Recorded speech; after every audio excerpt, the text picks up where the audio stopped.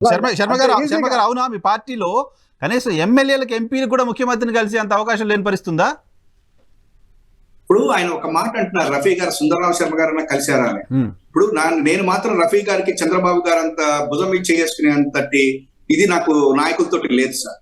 రఫీ గారు అంటే వాళ్ళ చంద్రబాబు గారి దగ్గరికి హాయ్ బాబుజీ అనగానే ఈయన రాండి రఫీజీ అని చెప్పి ఇద్దరు కావలించుకుంటారేమో నాకు తెలియదు, కానీ నాకైతే అంతటి ఇది మాత్రం లేదు. మీ అందరి ముందు మాట్లాడనివ్వాలి.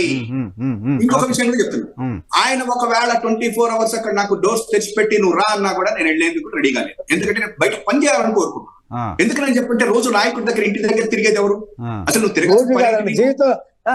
జీవితంలో ఒకసారి నేను జీవితంలో ఒకసారి రోజు కాదు జీవితంలో ఒకసారి ఆయన ఉన్నప్పుడు నేను చాలా సార్లు కొంచెం ఇది ఈ మధ్య కాలంలో వద్దనుకుని కాదు చెప్పిన దాన్ని రాంగ్ తీసుకున్నారు. నేను అడుగుతాను రఫీ గారు, అంటే ఆయన సంజీవ్ కుమార్ గారిని కోట్ చేసి మన కర్నూలు ఎంపీ అదే సంజీవ్ కుమార్ గారు. ఇప్పుడు రెండోది ఇంకొకటి చెప్తాను సార్. అసలు ఫస్ట్ ఆఫ్ ఆల్ ప్రతిపక్షంలో ఉన్నప్పుడు ఒక రకమైనటువంటి ఇది ఉంటుంది సార్ నాయకుడికి. అధికారంలోకి వచ్చాక ఆ నాయకుడు సీఎంఓ పిఎంఓ అయిన తర్వాత 24 hours ఆయన దగ్గరికి మనం పనుంటే వెళ్ళాలి తప్ప లేకపోతే అవసరం లేదు సార్. అసలు అవసరమే లేదు. రోజు వాళ్ళందరి దగ్గరికి వెళ్ళాల్సినటువంటి అవసరం మనకి లేదు. నెంబర్ 1. ఇప్పుడు సంజీవ్ కుమార్ గారు అనేటువంటి ఆయన నాకే అవకాశం దొరకలేదు, నేను ఎంపీని అన్నాడు. నేను ఒక్కటే అడుగుతున్నా, ఇవాళ ఎలక్షన్స్ దగ్గరికి వచ్చిన తర్వాత ఆ మాట గుర్తొచ్చిందా? మరి ఇంత ముందే వెళ్ళిపోయినావా? ఇప్పటిదాకా ఎందుకు వెయిట్ చేసావు నువ్వు? అసలు నిజానికి ఇప్పటిదాకా ఎందుకు వెయిట్ చేయాలి వైఎన్ఆర్ గారు? ఎప్పుడు వెళ్ళిపోవాలి బయటికి? నాకు నువ్వు మీరు ఇవ్వట్లేదండి అని చెప్పని వెళ్ళాలి. ఎన్నికలు వచ్చిన తర్వాత సీటు రాదు అని తెలిసిన తర్వాత బయటికి వెళ్ళాలి కాబట్టి వెళ్ళిపోయాడు. నేను ఇంకొకటి కూడా చెప్తున్నా, రాజశేఖర రెడ్డి గారి గురించి చెప్తున్నారు. ఏమని ఆయనని నేను ఇవాళ చెప్తున్నాను సార్, చంద్రబాబు గారు కానీ విజయభాస్కర్ రెడ్డి గారు కానీ అంతకుముందు చెన్నారెడ్డి గారు కానీ ఇవాళ జగన్మోహన్ రెడ్డి గారు అయినా ఇంక్లూడింగ్ చంద్రబాబు గారితో సహా వీళ్ళు ఎవ్వరికి కూడా రాజశేఖర రెడ్డి గారి యొక్క సంబంధం లేదు.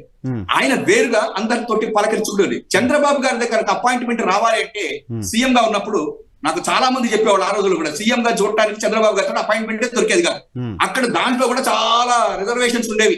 వచ్చేవాడు ఎవడు మనవాడు అనేటువంటి చూసుకుని అప్పుడు దొరికేది. నేను కావాలంటే చెప్పినటువంటి వాళ్ళు కూడా చాలా మంది ఉన్నారు. కాబట్టి ఇవాళ జగన్మోహన్ రెడ్డి గారు ఒక సీఎం గా మీకు అవసరమై అపాయింట్మెంట్ తీసుకుని వెళ్ళి మాట్లాడటంలో తప్పులేదు, కానీ 24 hours నాతో మాట్లాడలేదు అని చెప్పనంటే మరి అది మాట్లాడేటువంటి వాళ్ళది నాకు తెలియదు. కానీ ఒక్కటి మాత్రం చెప్తా ఉన్నా, ఇవాటి రోజున సీట్లు రాని బయటకు వెళ్ళిపోయేటువంటి వాళ్ళు కానీ వీళ్ళు 24 hours లో 2 మాటలు మాట్లాడతారు. ఒకటి, సీట్ రాదని తెలిసిన తర్వాత జగన్ గారు మాతో మాట్లాడలేదు, జగన్ గారిని నన్ను కల్పించండి. మరి ఇప్పుడు మాణిక్యవర ప్రసాద్ గారి గురించి చెప్తున్నారు. మరి అదే మాణిక్యవర ప్రసాద్ గారిని శాసన మండలిలో ఎదురు పడితే అన్న నమస్తే అని చెప్పంటే నెక్స్ట్ డే ఆయన రాజీనామా చేస్తే మళ్ళీ అదే సీట్ ఆయనకి ఇచ్చాడా లేదా జగన్మోహన్ రెడ్డి గారు ఆ రోజున? మరి అది గుర్తు లేదా మీకు? అంటే నాకు తెలియదండి, మాణిక్య ప్రసాద్ గారితో మాట్లాడారని నాకు నిజంగా తెలియదు, నేను చూడలేదు. కానీ నేను కూడా ఆ విషయం అందరినీ అడుగుతున్నాను.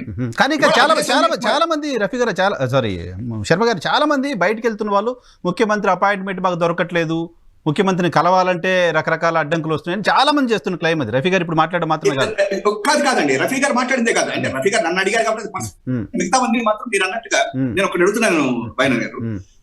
చంద్రబాబు నాయుడు గారు ఇవాళ ఎంతమందితోటి, నాకు ఇప్పుడు ఒక ఫ్రెండ్ చెప్పాడు, ఒక మిత్రుడు ఎవరో చెప్తున్నాడు నాకు, చంద్రబాబు గారితో వాళ్ళ నాయకుడు ఎవరో చెప్పాడు చంద్రబాబు గారి చేతి కండువా ఇస్తానన్నాడు. అంటే ఈయన రెడీగా ఉన్నాడట, కానీ ఆయన అక్కడ రెడీగా లేడు, ఈయన రెడీగా లేడు. ఆయన కలవడానికి వీళ్ళకి అవకాశం దొరకట్లేదు. నాకు ముందు నిన్న చెప్తున్నాడు, నేనన్నా ఎందుకు వెళ్తున్నావా అసలు చంద్రబాబు గారి దగ్గర? ఆయన పిలిచాడు కండువా ఇస్తాడు కదా, నేను వెళ్తున్నాను అంటే ఆయన ఈస్ నాట్ సీరియస్. అట్లాంటి వాళ్ళందరూ చాలా మంది ఉన్నారు సార్ ఇవాళ చంద్రబాబు గారి పార్టీ. ఇప్పుడు ఏదో కాసేపు సరదాగా పోయేవాడు. ఇంకొకటి చెప్తున్నాను సార్, నేను ఒక్కడే చెప్తున్నాను, ఇవాళ జగన్మోహన్ రెడ్డి గారి మీద పచ్చ పత్రిక గాని వీళ్ళు చేసేటువంటివి 2. ఒకటి, జగన్ గారు కలవడు, చంద్రబాబు గారు కలుస్తారా, రామోజీరావు గారు కలుస్తారా, రాధాకృష్ణ గారు కలుస్తారా? రోజు వీళ్ళందరూ కాదు సార్, వాళ్ళకే సంబంధం. రామోజీరావు గారికి రాధాకృష్ణ గారికి ఏం సంబంధం కలవడం? వాళ్ళ ఇంటి వాళ్ళ రాస్తున్నదాన్ని వాళ్ళ పత్రికల్లో రాస్తున్నదాన్ని సార్. బాస్ ఎవరిని కలవడానికి 24 hours వాళ్ళకి కుదరదు. ఎంపీలు కలవాలి సార్, రామోజీరావు గారు తరచూ కలవాలా? ఆపమానండి సార్. ముఖ్యమంత్రి రఫీ గారు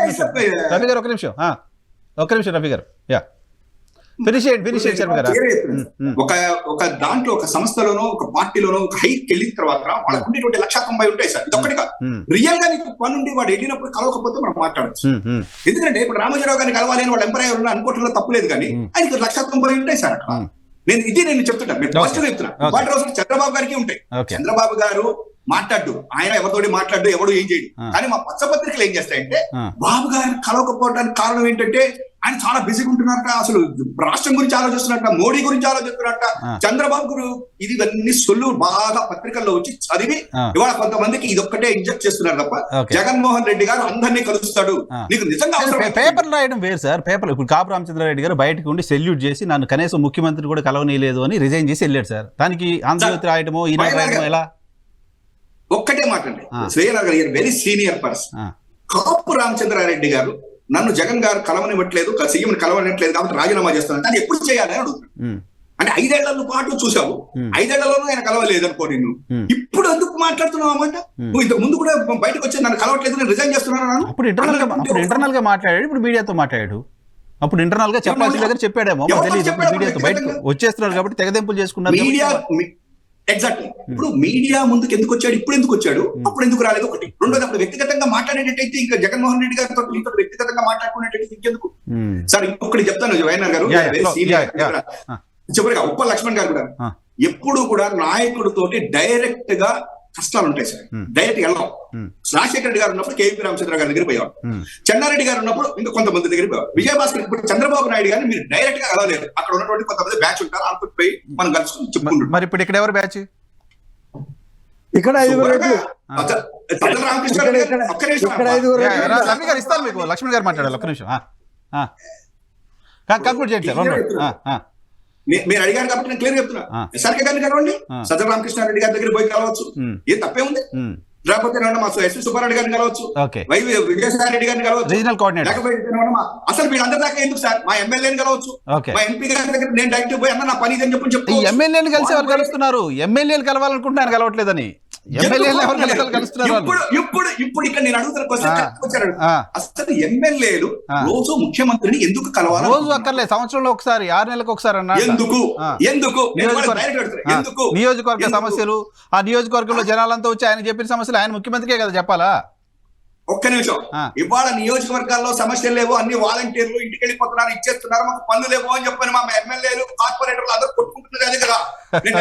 ఒక్క నిమిషం, లక్ష్మణ్ గారికి డౌట్ వస్తుంది. ఒక్క నిమిషం.